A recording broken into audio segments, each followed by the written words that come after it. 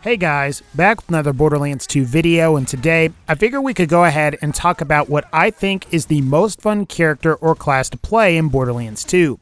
Obviously, before we start, a lot of this video is going to be subjective and opinion based, and what is fun for me may not be fun for you and vice versa.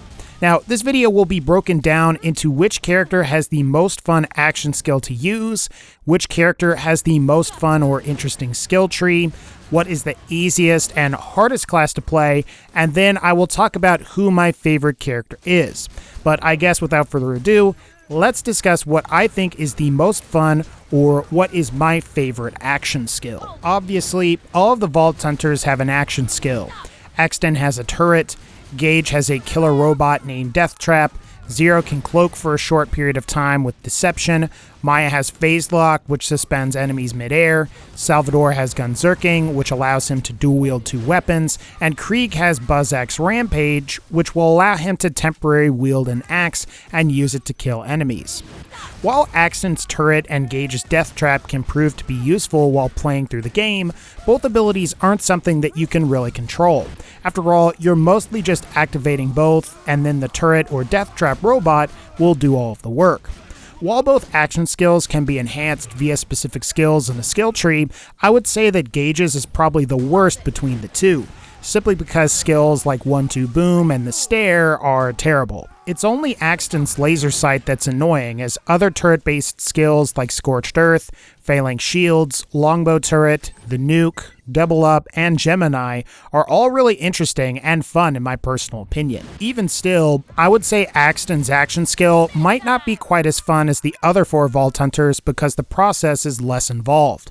So we're left with Zero's Deception, Maya's PHASELOCK, Salvador's Gunzerking, and KRIEG's BuzzX Rampage. In terms of spectacle, I would say Salvador's dual-wielding ability is the least interesting. Granted, it is by far the most powerful in the later game, however the act of simply dual-wielding guns has been done before in other FPS games.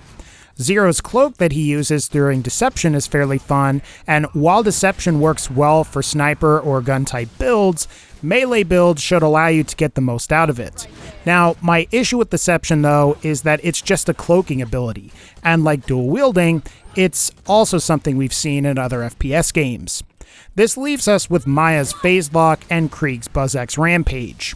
Now, it's pretty difficult to pick between these. After all, the ability to suspend your enemies in mid-air and then shoot them is fun, and when properly geared, KRIEG's BuzzX Rampage will allow the player to play through the entire game without any conventional weapons. Now, both action skills are also fairly unique and can be fairly entertaining, but if I did have to pick just one, I might have to go with Maya's PHASELOCK, simply because the ability to suspend enemies in midair and they can't attack you back is pretty fun. While PHASELOCK has its limitations up against larger bosses, the biggest advantage of PHASELOCK is that it has a very low cooldown of all of the action skills. Plus, I also like how Maya's PHASELOCK can be used to revive your teammates, provided that you have res, but again, that is something that doesn't pertain to us as we're mainly talking about solo play. So, if I did have to pick a most fun action skill, it would be Maya's PHASELOCK. Now, picking a skill tree is fairly difficult as there's a lot of variation between all of the various skill trees among the characters, but if I did have to eliminate one skill tree from one character specifically, I'd probably pick Maya since a lot of her skills revolve around optimizing PHASELOCK or they help you to heal other players, which for solo play isn't really that important. I also think all of the other characters have far more interesting skill trees. Gage has Anarchy, which can make her extremely powerful, and at higher levels, having Gage running around with the Norfleet and blowing everything away can prove to be somewhat amusing. However, I would have to rank her only slightly above Salvador, who I would argue has a fairly underwhelming skill tree as well.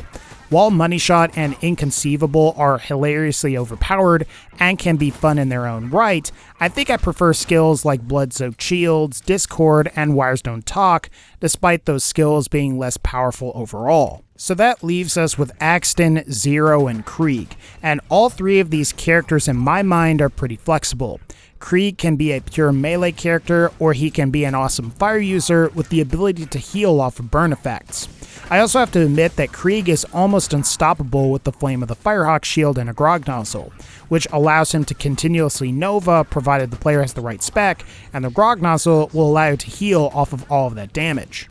Then you have Zero, who can vary between a sniper, a ninja-type melee user, or a more conventional gun user like the other Vault Hunters, and there's also AXTON, who can be played more defensively, where the player picks up Double Up and Gemini, or offensively, where the player uses one turret and employs the use of grenades and weapons that benefit from grenade bonus. In terms of flexibility, I would say Zero is probably the most interesting to play for that reason.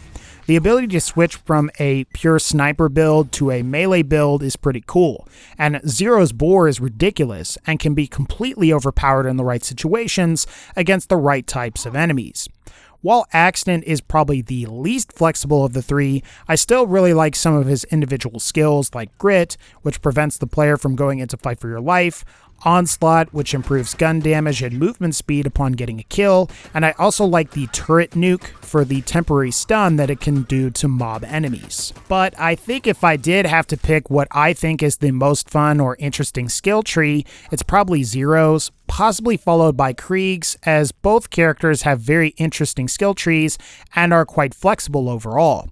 Krieg can be more of a pure melee character with BuzzX Rampage, or you can build an Elemental Warlord with a Hellborn Bloodlust build. But in terms of flexibility and interest, I think Zero probably takes the cake because Zero is arguably the best sniper in the game, and without OP levels, Zero may also be the best melee user.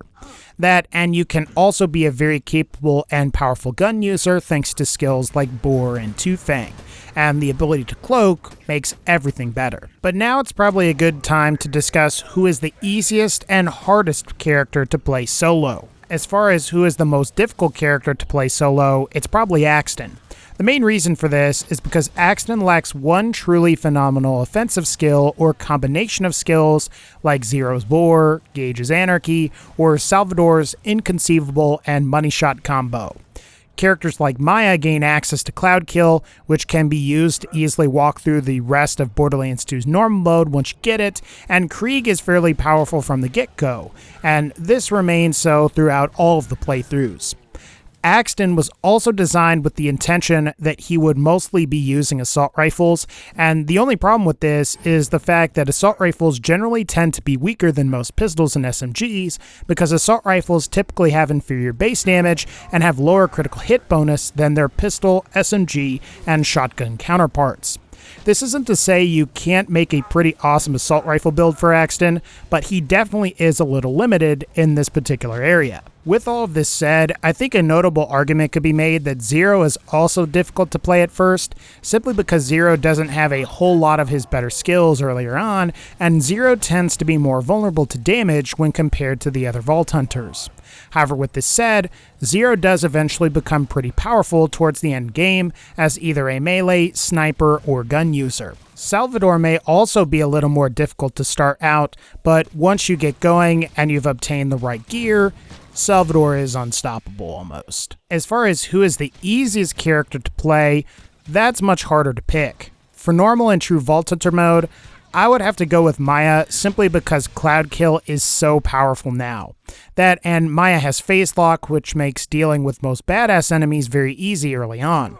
Plus, unlike AXTON, Maya tends to specialize with SMGs, and if you manage to pick up a Cat class mod, SMGs can become far more powerful. At the very least, between AXTON and Maya for the early game, I would say Maya is far easier to play. Now for the later game, Salvador is the easiest to play by far. Once you've got a decent weapon like the Unkempt Herald and the Grog Nozzle, Salvador can merely stand there and shoot bullets into an enemy's face, all while healing from all of the damage that's being dealt.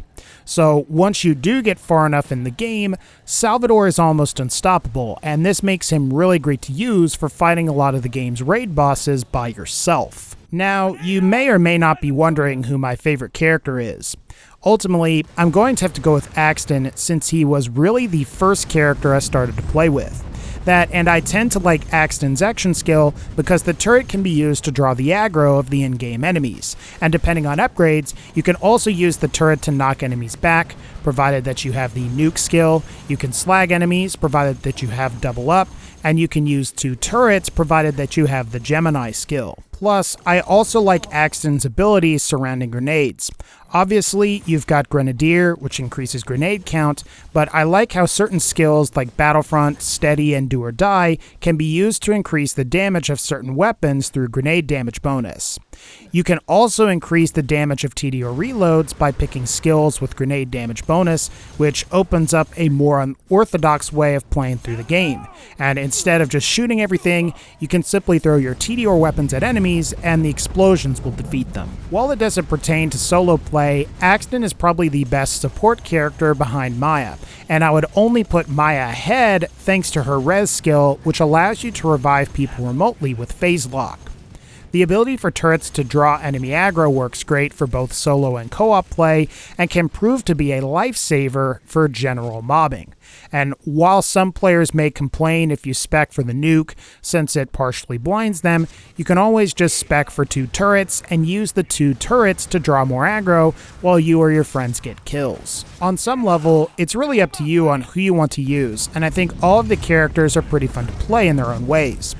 Maya and Krieg probably have the best action skills, Zero might have the most interesting skill tree, AXTON is the hardest character to play, while Salvador and maybe Maya are 2 of the easiest.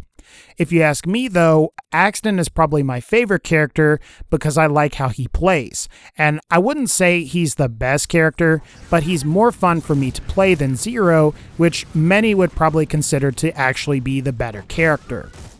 I guess just pick something that you like and stick with it, and if you're bored with that, try another character. But alright guys, I think that's going to wrap up this particular video. If you like this video, feel free to leave a like, click the bell to join the notification squad, and as always, take care, and I'll see you all next time.